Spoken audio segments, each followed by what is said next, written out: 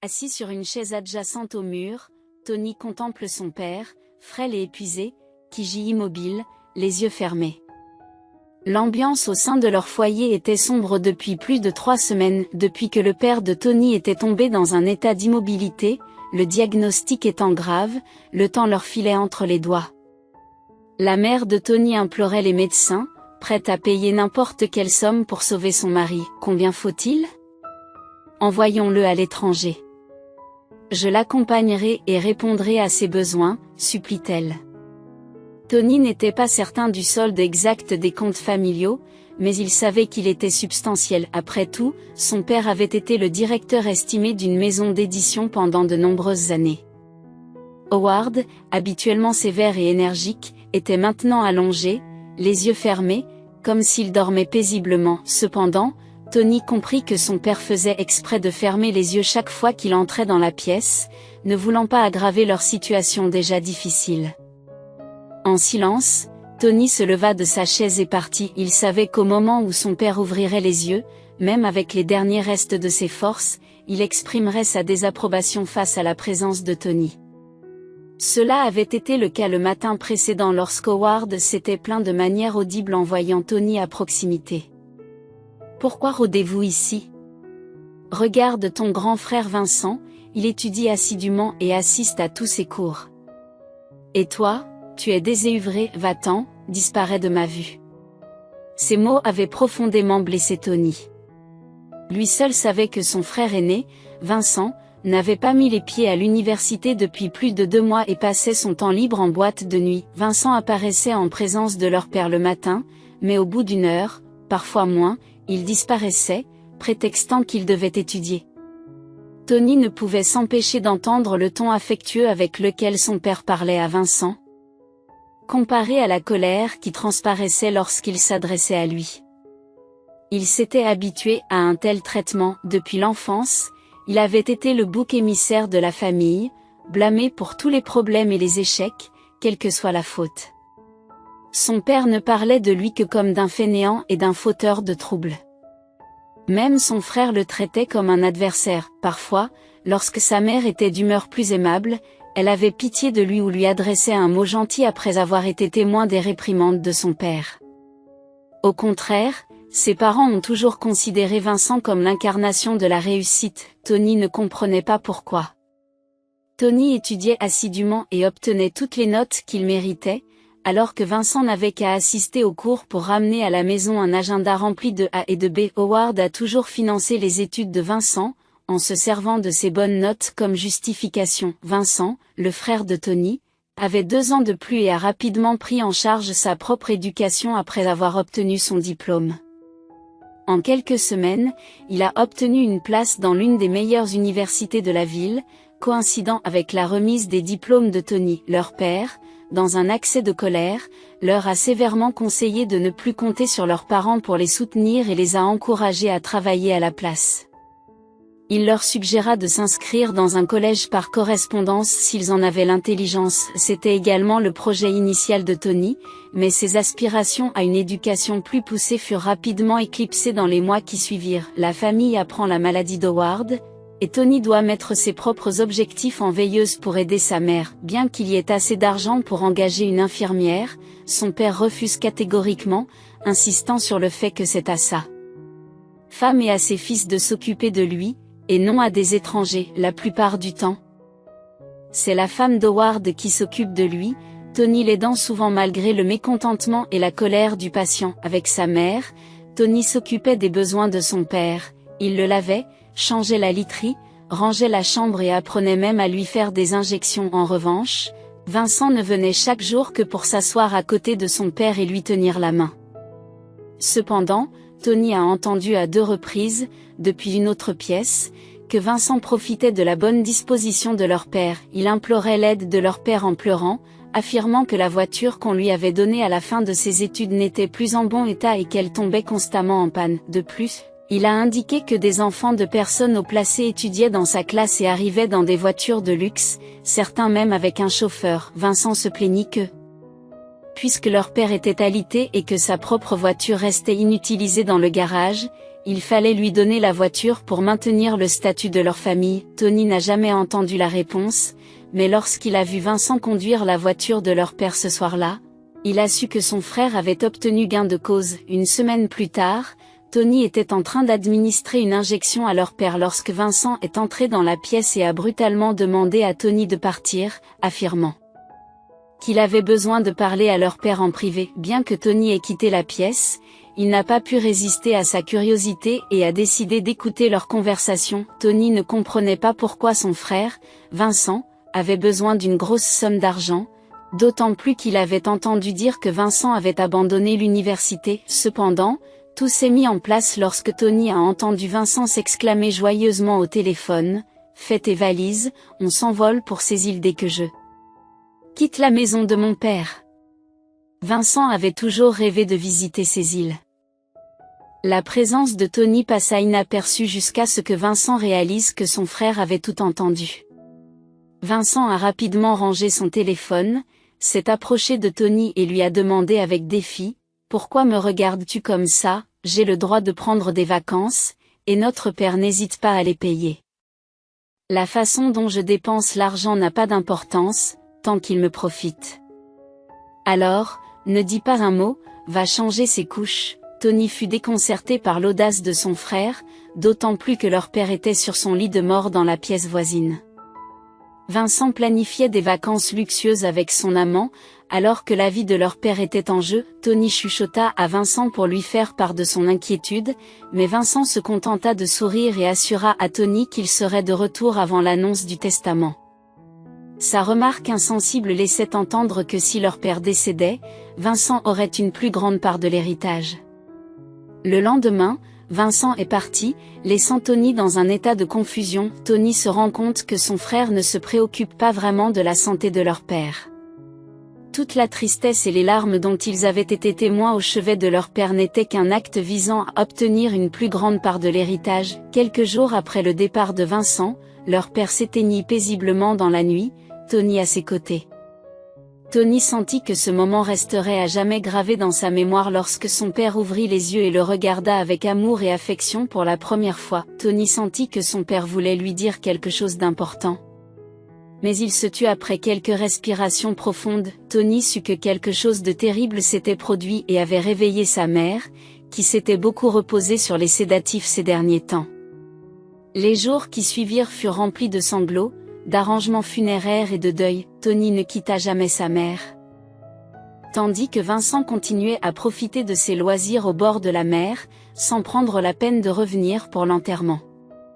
Il ne se rendit qu'une seule fois sur la tombe de son père, à cause de l'insistance de sa mère. La vie de Vincent n'a pas changé, et il prétend même avoir une plus grande liberté d'action, puisqu'il peut retirer de l'argent du coffre-fort sans être interrompu. L'accord de son père lui permet d'accéder librement à sa voiture, qu'il peut utiliser à sa guise. Après le décès de son mari, sa mère s'est désintéressée de ces questions et a cessé d'en poser. Le jour de la lecture du testament, le notaire convoque tous les membres de la famille. Vincent arrive avec un sourire en coin, apparemment au courant du contenu du testament. Tony n'avait pas de faux espoirs, mais ce qu'il découvrit chez le notaire dépassa toutes ses espérances. Les propriétés et les biens de leur père étaient complètement divisés. De l'avis de Tony, c'était injuste. La maison dans laquelle ils résidaient tous, ainsi que l'entretien mensuel, était légué à sa femme pour la durée de sa vie. Tony est entièrement d'accord avec cette partie du testament. La responsabilité de la gestion de tous les comptes, des entreprises, des multiples voitures et d'un spacieux appartement au centre-ville fut confiée à Vincent, son fils aîné. Lorsque vint le tour de Tony, tout le monde attendit anxieusement, s'attendant à ce qu'il ne reste rien pour lui. Un silence tendu s'installa dans la pièce lorsque Tony entendit le rire de son frère. Le notaire ajusta ses lunettes de luxe, à voix basse, poursuivit sa lecture, révélant que leur père avait laissé quelque chose à Tony. Il lui avait laissé une écurie avec un petit cottage situé loin de la ville, ainsi qu'une somme d'argent substantielle sur son compte, suffisante pour lui permettre de commencer une vie indépendante. Tony fut incrédule lorsqu'il entendit le montant que son père lui avait laissé. Le nombre de zéros dans l'héritage de son frère était bien plus élevé, et l'argent laissé à Tony pouvait facilement être dilapidé dans des clubs en moins d'un mois. Tony avait toujours su depuis le début que leur père ne partagerait pas tout de façon égale entre les fils, mais il ne s'attendait pas à un tel niveau d'injustice. Vincent, qui avait toujours rabaissé son jeune frère, ricana avec mépris. « Eh bien, c'est ça, mon cher petit frère. Tu es tout seul maintenant, et j'espère ne jamais avoir à te revoir. Et ne me demande plus rien, je suis désolé, mais je ne donne pas aux mendiants. » Il se tourna vers sa mère et lui dit, « Maman, tu viens?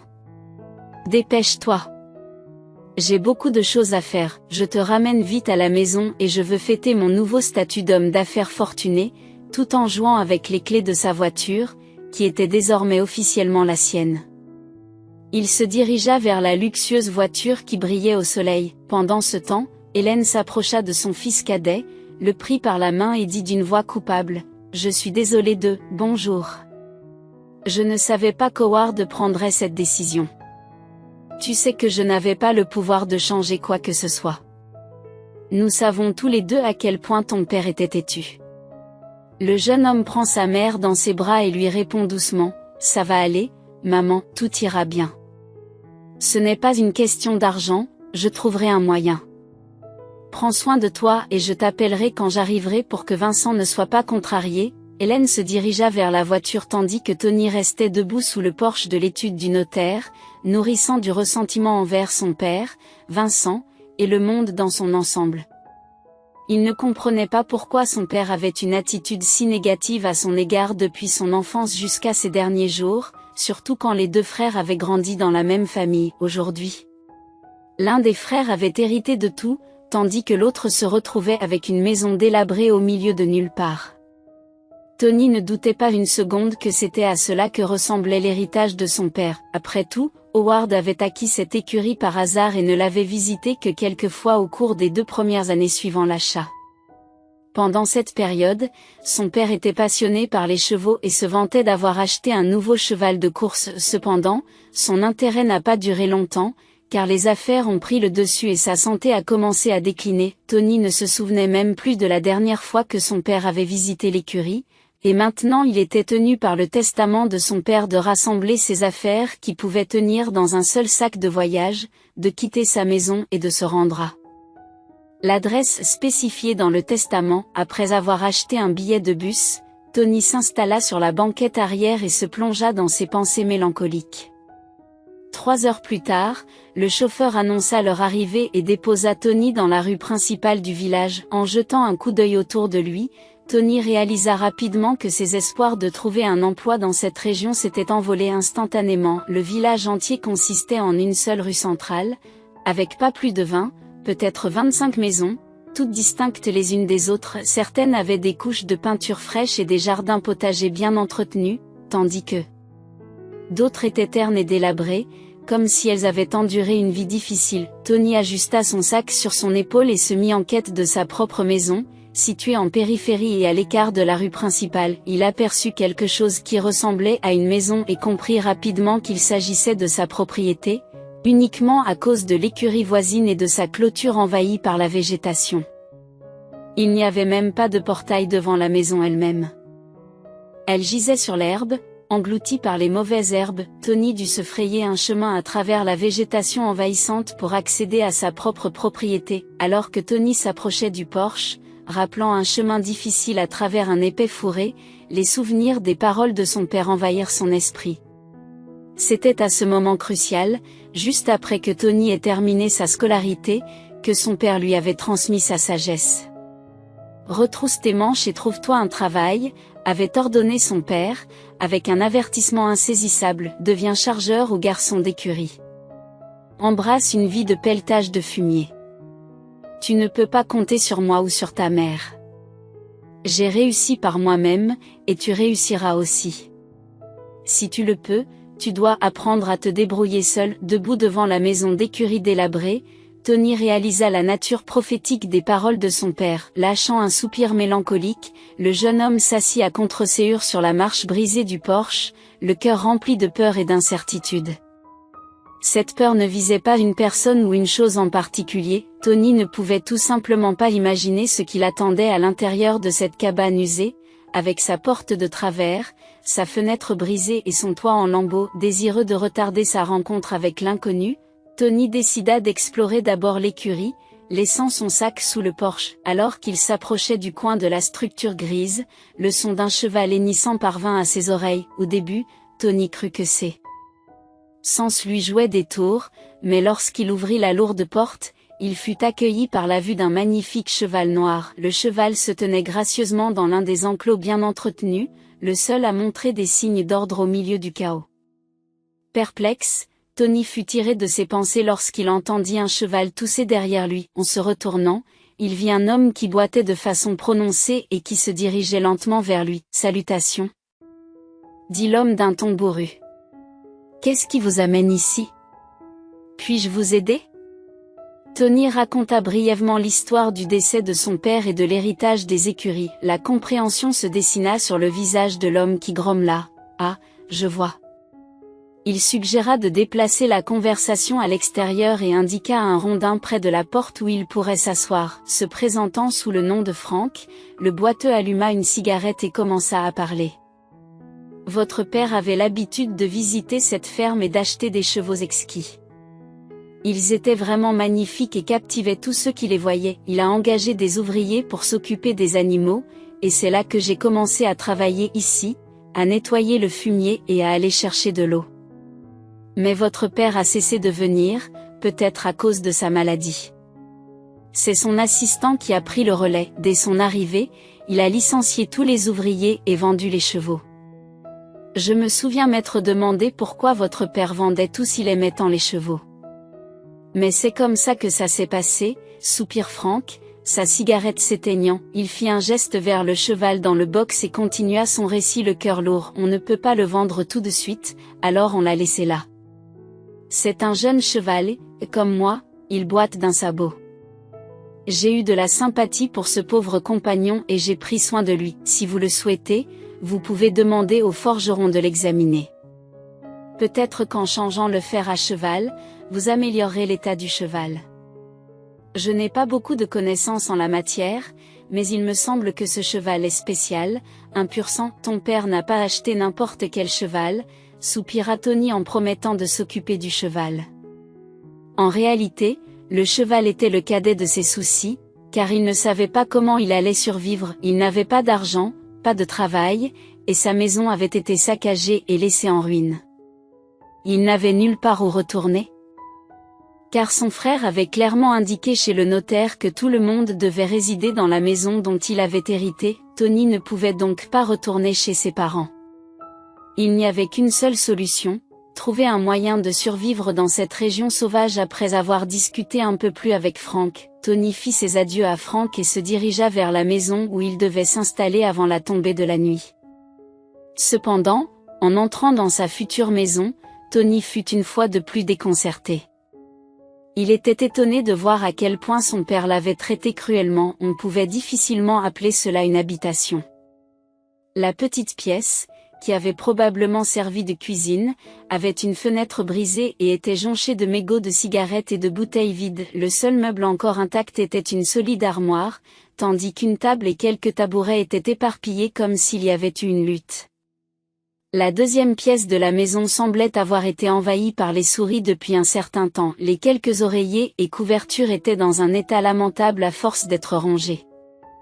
À cet instant, Tony était reconnaissant que le lit soit en métal, car les audacieux rongeurs l'auraient sûrement détruit. Il y avait deux autres choses qui le soulageaient, une fenêtre entière dans la pièce et un vieux coffre dans le coin.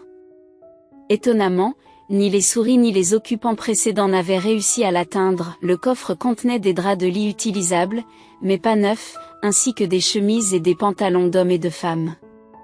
Tout était propre, mais une légère odeur de musc ou d'âge flottait dans l'air. Pour le reste de la journée, Tony retroussa ses manches et débarrassa la maison de toutes ses vieilleries, les empilant dans le coin le plus éloigné de la cour. Il espérait pouvoir les brûler un jour. Ensuite, il se rendit à l'étable où il trouva un bon seau en allant chercher de l'eau au puits de la cour. Tony prit soin de laver la pièce où se trouvait le lit. C'était le seul endroit de la maison où il pouvait dormir sans craindre les gouttes de pluie qui tombaient par la fenêtre cassée. Épuisé, il s'endormit ce soir-là sur le filet usé du vieux lit rouillé, inconscient des défis qui l'attendaient. Le lendemain matin, il se réveilla avec le grognement de son estomac vide. S'il y avait eu quelqu'un d'autre dans la maison, il aurait entendu le grognement de son estomac depuis l'extérieur. C'est alors que Tony se souvint qu'il avait pris son dernier repas à la gare routière avant de venir ici. Il avait acheté une bouteille de limonade et 2 tartes avec des patates douces. Il s'apprêtait à se lever lorsque quelqu'un frappa à la fenêtre. Il a essayé de se lever mais a crié de douleur. Il avait dormi si profondément pendant la nuit qu'il n'avait même pas remarqué la maille de fer du lit qui s'enfonçait dans sa peau. Tony resta debout un moment, essayant de soulager la douleur et d'apaiser sa peau. Avant de s'approcher de la fenêtre, il ouvrit grand les volets et vit une jeune femme. C'était une petite fille vêtue d'une robe de soleil vibrante qui lui touchait presque les chevilles, et d'un foulard blanc impeccable. Elle sourit timidement et lui tendit un paquet. « Bonjour, je suis Rachel, la voisine de Frank », dit l'inconnu avec un sourire charmeur. « Il m'a parlé de vous hier et j'ai pensé que vous risquiez de mourir de faim avant l'ouverture du marché à midi. Je me dirige de toute façon vers la ferme dans cette direction, alors j'ai apporté du lait et une demi-miche de pain. » Attirant le regard de Tony, elle baissa les yeux, embarrassée, et ajouta, « Malheureusement, c'est tout ce que j'ai à offrir, mon fils et moi vivons seuls, et c'est ce que nous mangeons. Je suis heureuse de le partager avec vous. » Tony disparaît soudain de la fenêtre et réapparaît à côté de Rachel, lui prenant le paquet des mains. « Rachel, tu m'as évité de mourir de faim, quand je me suis réveillée. J'ai cru que j'allais mourir de faim. » Il dit avec gratitude, « Tu m'as sauvé de la faim. » Elle sourit, et Tony poursuivit, « J'avais prévu d'aller au magasin et de tout acheter, mais maintenant je réalise qu'il n'y en a même pas un seul ici, et je n'ai pas l'énergie nécessaire pour aller au marché. Vous m'avez sauvé et je ne vous remercierai jamais assez. Je ne peux même pas vous inviter dans ma maison, j'ai encore peur d'y entrer moi-même. Mais je vous promets que dès que j'aurai remis les choses en ordre, je vous inviterai, vous et votre fils, à prendre le thé. » Tout au long de leur conversation, Tony observa discrètement Rachel.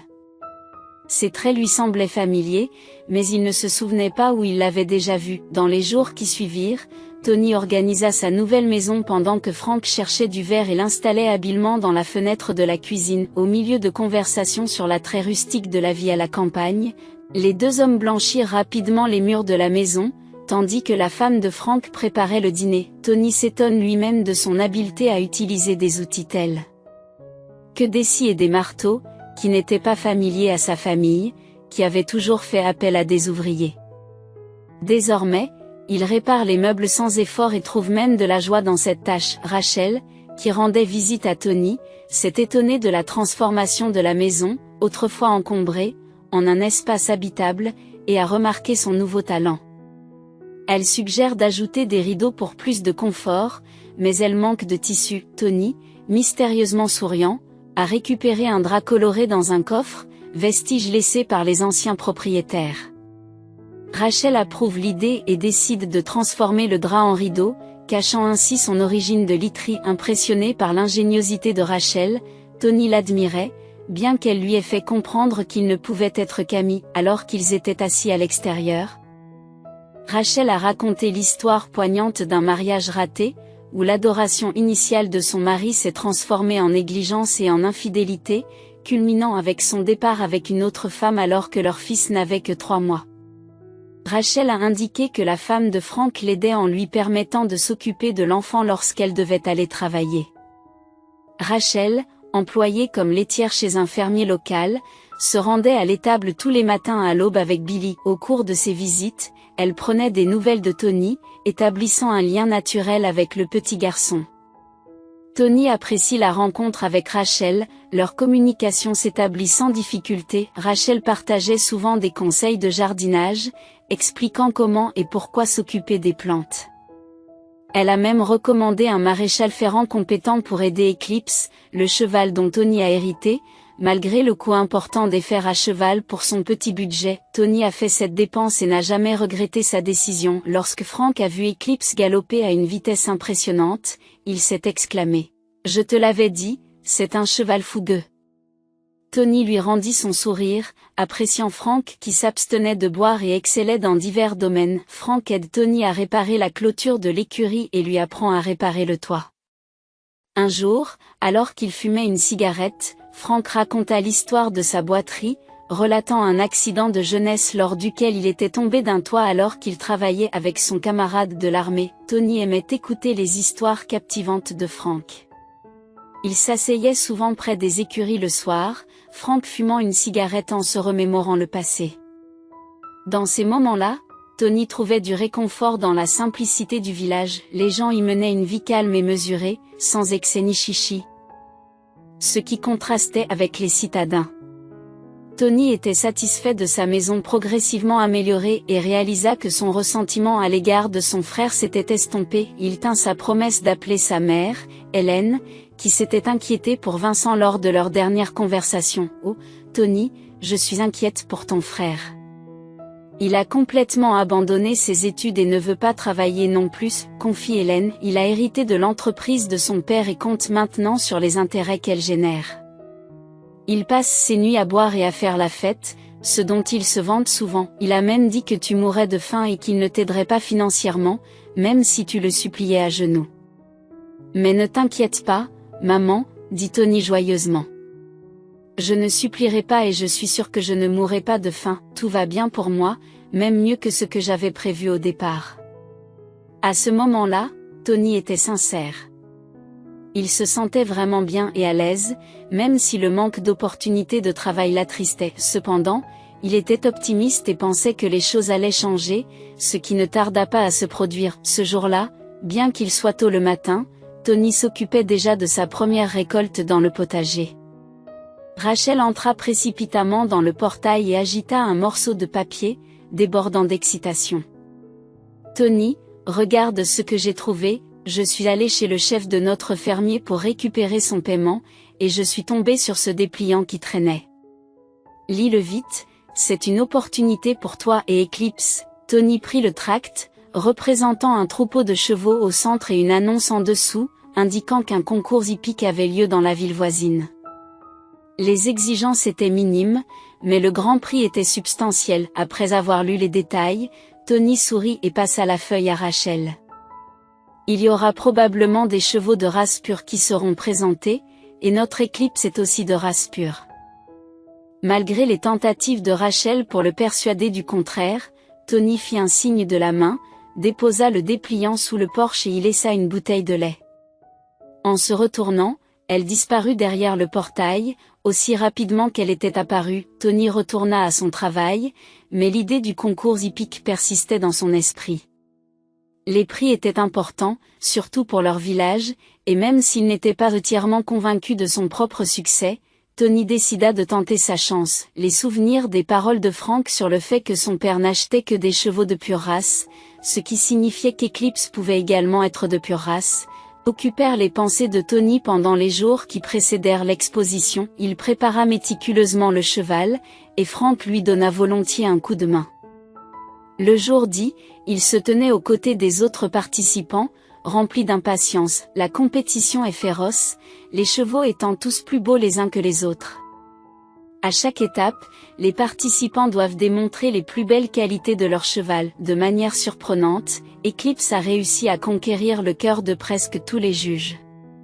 Tony a été stupéfait lorsque son cheval bien-aimé a été déclaré vainqueur à la fin. Après la cérémonie, un vieil homme distingué aux cheveux argentés s'est approché de Tony et a délicatement caressé Eclipse, le splendide cheval qui avait remporté le prix.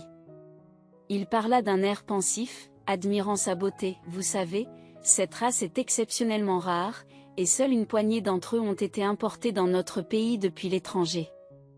Un tel cheval a une grande valeur. Croyez-moi, est-ce que vous envisageriez de le vendre ?» Lorsque l'homme indiqua le montant qu'il était prêt à payer pour Eclipse, Tony réalisa que son père ne l'avait pas entièrement privé d'héritage, comme il l'avait cru.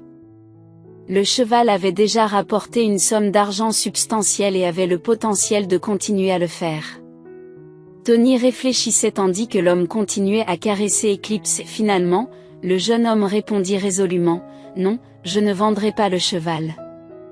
Il m'a été transmis, et il a une valeur sentimentale en tant que souvenir de mon père. » Dans son esprit, Tony envisage déjà d'emmener Eclipse à de futurs tournois. Après tout, après avoir gagné une fois un prix aussi prestigieux, pourquoi ne pas retenter sa chance? Tony imaginait même utiliser l'argent qu'il avait gagné pour établir sa propre petite ferme et mener une vie confortable. Cependant, l'étranger s'immisça à nouveau dans ses pensées. « Vous devez savoir que j'ai très bien connu votre père. Je m'appelle Monsieur Sheldon. Nous nous sommes lancés dans les affaires ensemble quand nous étions jeunes et nous sommes restés amis. Nous étions inséparables depuis l'époque où nous étions étudiants, et c'était une époque remarquable. Nous avons partagé nos joies et nos peines. C'était étonnamment facile pour nous deux. Beaucoup de gens enviaient même notre lien, mais des années plus tard, nos chemins se sont séparés et nous nous sommes perdus de vue. » La voix de l'étranger transmettait un sentiment de mélancolie alors qu'il se remémorait le passé. À cet instant, Tony se trouva déchiré entre le désir de connaître l'histoire de son père et la réticence à s'y attarder. Il s'apprêtait à faire ses adieux lorsque l'étranger reprit la parole. « Vous savez, j'ai récemment lu dans le journal des informations sur le décès de votre père et sur votre famille. Quelque chose m'a laissé perplexe. Bien que je n'ai pas parlé à Howard depuis de nombreuses années, je savais qu'il n'avait pas de fils, mais une fille et un fils. Il était ravi que sa fille soit née en premier. Il l'appelait sa petite princesse, et lorsque son fils est arrivé quelques années plus tard, Howard était fou de joie. Nous étions encore des amis proches à l'époque. Nos enfants sont nés à peu près en même temps. La fille d'Howard est née début avril, et mon aîné est né un mois plus tard, en mai. Nous avions l'habitude de plaisanter en disant que lorsqu'il serait grand, nous fusionnerions nos entreprises en les mariant. Mais je n'ai pas de sœur, interrompit Tony, je n'ai que mon frère Vincent. En effet, c'est exact. Tony et moi sommes nés la même année, coïncidant avec la naissance de votre fille. Monsieur Sheldon fixa son regard sur Tony, plongé dans ses pensées, et continua à parler. Voyez-vous, jeune homme, c'était une époque difficile. Il y avait eu divers problèmes dans le monde des affaires, entre autres, qui avaient poussé Howard et sa famille à disparaître de la ville. Personne ne savait vraiment ce qui s'était passé. Soudain, votre famille disparaissait pendant quelques années, puis réapparaissait, mais au lieu d'une fille, Howard avait un fils plus âgé. Les gens ont fait des commérages, mais en fin de compte, ils ont poursuivi leur vie, faisant face aux défis personnels du mieux qu'ils pouvaient. Après un moment de silence, l'homme reporta son attention sur le cheval, caressant doucement son magnifique pelage dans un murmure à peine audible. Il parlait à Tony d'une manière mystérieuse, mais ce qui m'a rendu plus perplexe que la substitution d'une fille à un fils, c'est l'attitude particulière de votre père à l'égard des chevaux. Depuis mon plus jeune âge, je trouvais fascinante la façon dont Howard idolâtrait et soignait ses animaux comme s'ils étaient divins. Il sélectionnait méticuleusement chaque cheval de valeur, en comprenant leur lignée et en s'assurant qu'ils vivaient dans des conditions idéales. À son retour, nombre de nos connaissances communes ont remarqué à quel point il avait changé. Je n'y croyais pas jusqu'à ce que je sois témoin de l'état de ses écuries. J'étais étonné que votre père les ait laissés se détériorer de façon aussi importante. Tony écoutait attentivement, essayant de tout comprendre. Il était inconcevable pour lui que son père ait laissé les écuries tomber en ruine.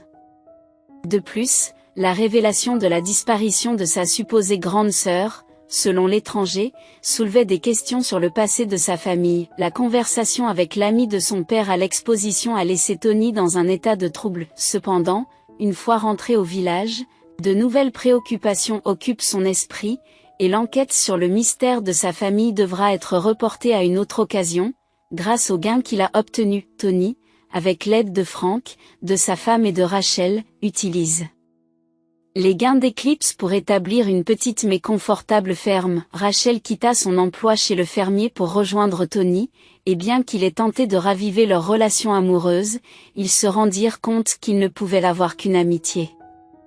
Malgré tout, Tony était satisfait, et leur relation semblait sans effort. Près d'un an s'était écoulé depuis que Tony s'était réinstallé dans le village, et il avait du mal à comprendre comment il avait pu s'épanouir dans la ville animée, bruyante et corrompue.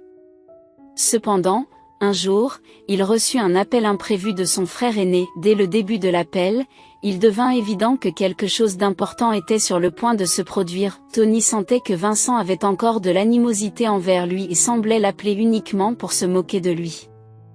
Vincent a demandé de manière sarcastique si Tony avait faim, puis a exprimé sa surprise lorsqu'il a vu la ferme derrière Tony par le biais de l'appel vidéo. Il demanda si Tony avait été embauché comme éleveur de bétail, laissant entendre que c'était le seul type de travail que quelqu'un comme Tony pouvait trouver.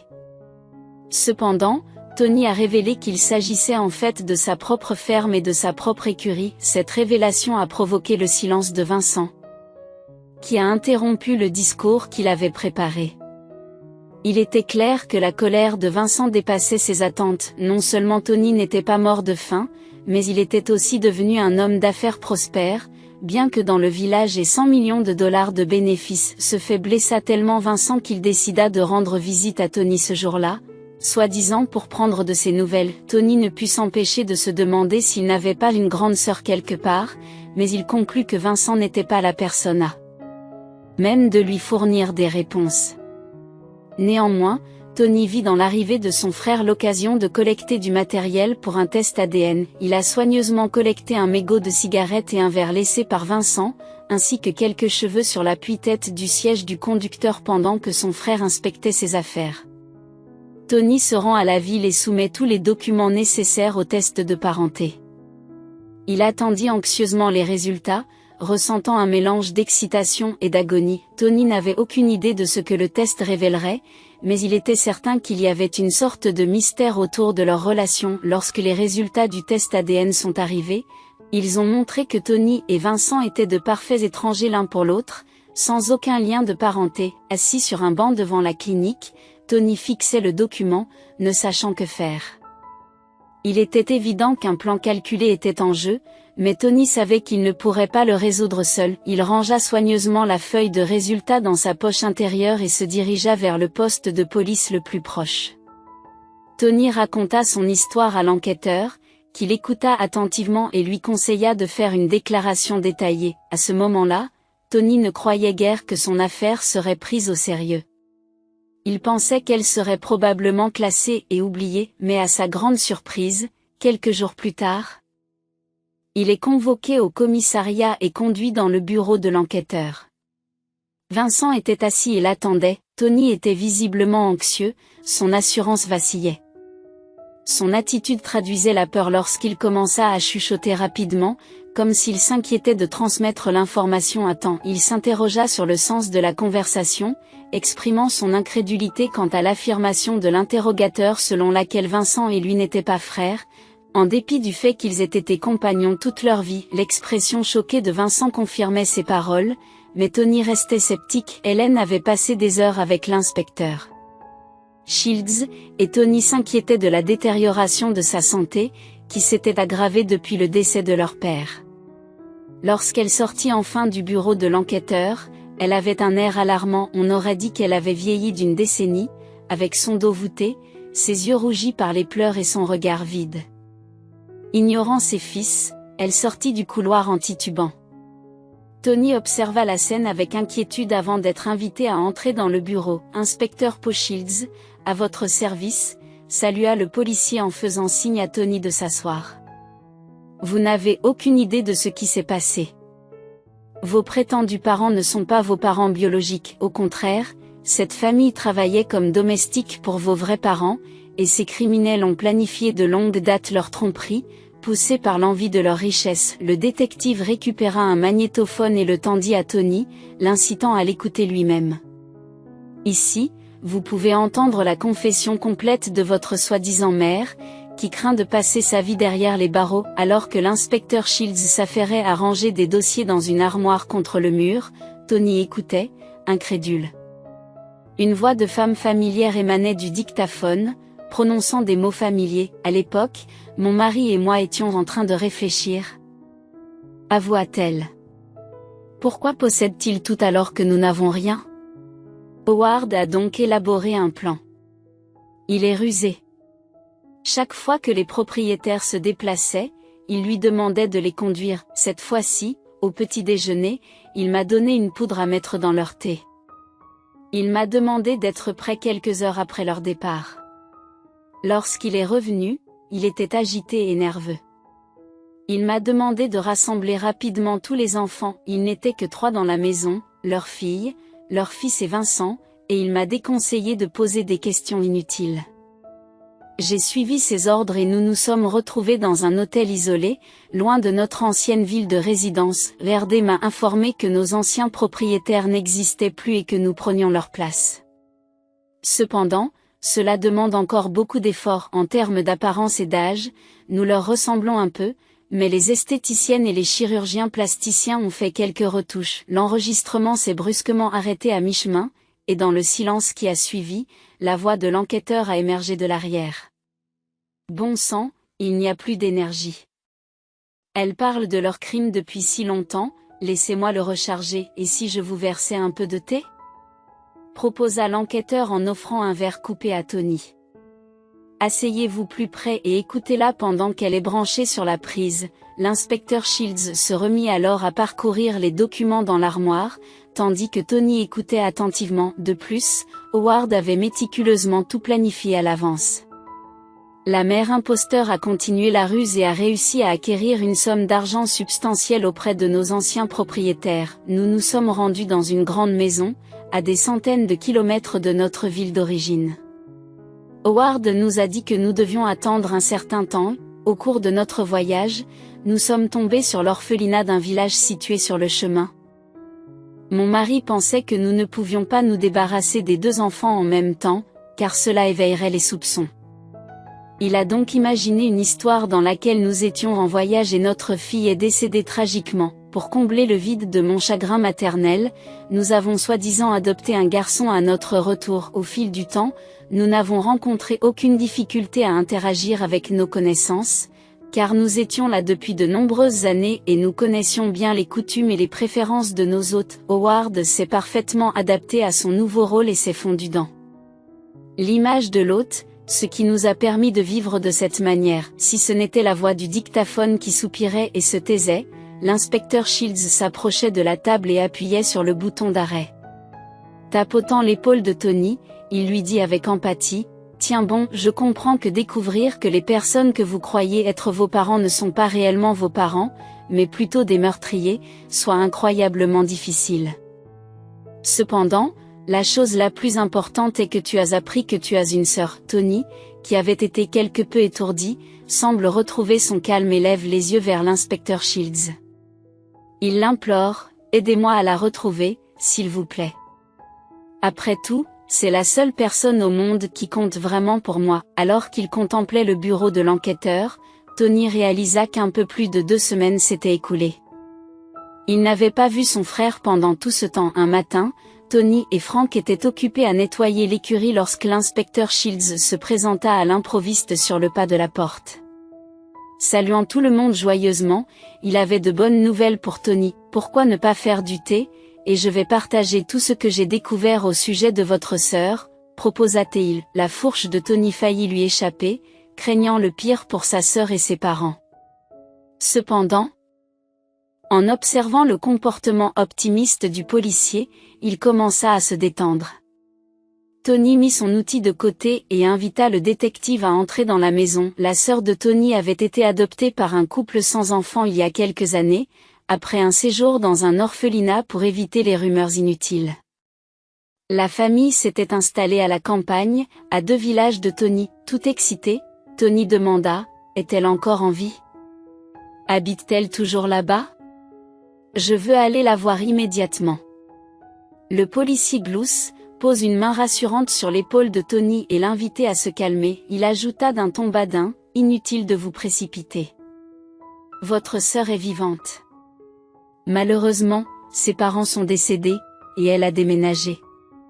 Mais tu ne croiras pas où. » Curieux, Tony le regarda, et le détective lui communiqua peu à peu l'information. À ce moment-là, la porte de la cuisine s'ouvrit, et une Rachel radieuse apparut. J'aimerais vous la présenter, dit l'inspecteur Shields. C'est ta vraie sœur. Rachel sourit, et Tony eut l'impression d'être dans un rêve. Le bonheur semblait surréaliste mais authentique. Le trio passa un long moment dans la cuisine, discutant de tout ce qu'ils avaient appris. Alors qu'ils s'apprêtaient à partir, l'inspecteur Shields proposa à Rachel de la raccompagner chez elle. Tony leur fit ses adieux, ayant du mal à dormir cette nuit-là à cause de la quantité écrasante d'informations. Il se rendit compte qu'il avait désormais une sœur et un charmant neveu. À partir de ce jour, Tony remarqua que Paul se rendait fréquemment dans leur village. Après le travail, il dînait souvent chez Tony. Un jour, Paul arriva sur le pas de la porte avec un énorme bouquet de fleurs, s'adressant nerveusement à Tony. « Voilà ce qui se passe, je suis tombé amoureux et je veux épouser Rachel. » Elle a déjà donné son accord. Tony arborait une expression sérieuse, luttant pour retenir un sourire. « Bien sûr, cela ne me dérange pas, dit-il. Mais comme le veut la tradition, c'est aux aînés de la famille qu'il incombe de donner la priorité à leur vie privée. » Sur ces mots, il s'approcha de la femme qui se tenait près de la cuisinière, l'enlaça et lui murmura doucement, « Qui est Y, accepteras-tu d'être ma femme ?» Tony était profondément amoureux de Daniel, une vétérinaire qui examinait Eclipse, son cheval, depuis 3 mois. Il prenait un soin méticuleux de son cheval, qu'il considérait comme un symbole de bonheur. C'est grâce à Eclipse qu'il avait rencontré Daniel. Pendant tout ce temps, Tony avait envisagé de demander Daniel en mariage, mais la peur l'en avait empêché. Maintenant, il pensait que le moment parfait était arrivé. Ce soir-là, dans leur cuisine confortable, la petite maison respirait la chaleur. Un mois plus tard, ils ont célébré une joyeuse cérémonie de mariage au village. Après le mariage, tout le monde décida de rester au village et d'y élire domicile. Tony reçut l'héritage qui avait été indûment pris par Vincent et sa mère. Plutôt que de retourner en ville, Tony décide de tout vendre et d'agrandir sa ferme, dont il partage la moitié avec sa sœur. Il découvre au fil de ses investigations que sa mère, célibataire, s'est installée chez Vincent, qui, désormais sans argent, vit de petits boulots et de beuveries. Néanmoins, Tony ne s'intéresse pas à cet aspect de son passé. Il était devenu l'homme le plus heureux du monde, chérissant sa sœur, adorant sa femme, et attendant avec impatience l'arrivée de leur enfant. Pour tout cela, il était éternellement reconnaissant à Eclipse.